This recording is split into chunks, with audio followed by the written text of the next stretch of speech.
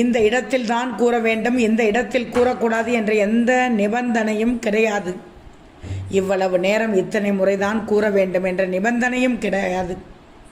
எங்கு நமக்கு முருகனின் அருள் வேண்டும் என்று நினைக்கிறோமோ அங்கு இந்த மந்திரத்தை கூறலாம். முழு மனதோடு முருகப்பெருமானை நினைத்து இந்த மந்திரத்தை கூறுங்கள். கூறினால் முருகனின் அருளால் உங்களுடைய வாழ்க்கையில் இருக்கக்கூடிய தடைகள் தவிடுபொடி ஆகிவிடும் என்று நம்பப்படுகிறது. மந்திரம் இதோ. ஓம் ஐம் சம் சரவண பவாய நமக. ஓம் ஐம் சம் சரவண பவாய நமக.